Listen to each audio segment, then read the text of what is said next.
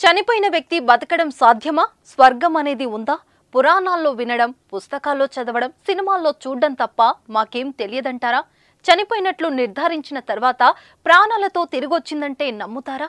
ఆశ్చర్యంగా ఉందా? ఇది ఎక్కడ జరిగింది? అసలు చనిపోయిన మహిళ ఎలా బతికింది? అయితే మీరు ఈ ఘటన గురించి తేజస్ అకాడమీ స్థాపించిన 12 సంవత్సరాల్లో 1918 డిఫెన్స్ ఉద్యోగాలతో పాటు ఇంటర్లో రాష్ట్ర స్థాయి మార్కులు సాధించి తెలంగాణ నెంబర్ 1 గా నిలిచిన తేజస్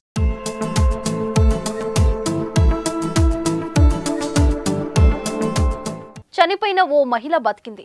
అదేంటి, చనిపోయిన వారు బతకడం ఏంటి? ఇది ఏమైనా ప్రాంక్ అనుకుంటున్నారా? అదేం కాదు, నిజంగానే జరిగిన ఓ యథార్థ ఘటన. అనారోగ్యం కారణంగా ఓ మహిళ చనిపోయింది. అయితే చనిపోయిన మహిళకు అంత్యక్రియలు కూడా నిర్వహించేందుకు కుటుంబ సభ్యులు సిద్ధమయ్యారు. అయితే ఆమె కళ్ళు తెరిచి చూడటం ప్రస్తుతం సంచలనంగా మారింది. దహన సంస్కారాలు చేసే సమయంలో కళ్ళు తెరిచి ఒక్కసారిగా లేచిన మహిళను చూసి కుటుంబ సభ్యులు, గ్రామస్తులు, వచ్చిన వారంతా ఆశ్చర్యపోయారు. ఇంతకీ ఈ ఘటన ఎక్కడ జరిగిందో ఇప్పుడు చూద్దాం.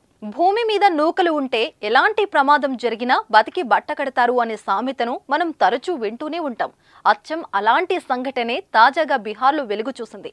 అనారోగ్యం వల్ల ఛత్తీస్గఢ్లో చనిపోయిందని వైద్యులు ప్రకటించగా తన సొంత రాష్ట్రం బీహార్లో అడుగు పెట్టగానే బతికింది ఓ మహిళ.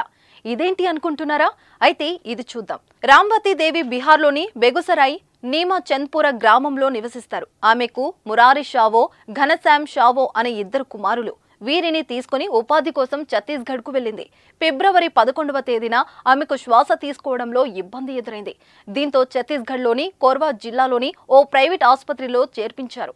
అయితే చికిత్స పొందుతూ ఆమె మృతి చెందారని వైద్యులు ప్రకటించారు. కుమారులిద్దరూ ఆమె మృతదేహాన్ని స్వగ్రామంలో దహన సంస్కారాలు చేయాలని నిర్ణయించుకున్నారు. మృతదేహాన్ని వాహనంలో ఇంటికి తీసుకెళ్లేందుకు కుటుంబ సభ్యులు సిద్ధమయ్యారు. ఆ మహిళ శవానికి దహన సంస్కారాలు నిర్వహించేందుకు కూడా అన్ని ఏర్పాట్లు చేశారు.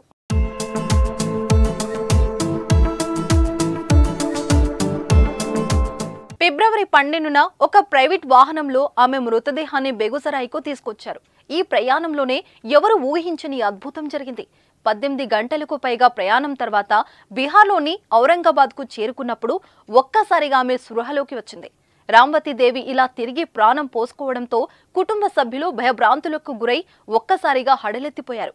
ఒకచోట రోడ్డు పక్కనే వాహనం ఆపేసి అందరూ దిగేశారు. ఆ తర్వాత ధైర్యం తెచ్చుకొని ఆమెను పరిశీలించగా సజీవంగానే ఉందని గుర్తించారు. అప్పుడందరూ ఊపిరి పీల్చుకొని రాంవతిని బెగుసరాయిలోని సదర్ ఆసుపత్రికి తరలించారు. ప్రస్తుతం ఆమె వెంటిలేటర్ పై ఉంచారు.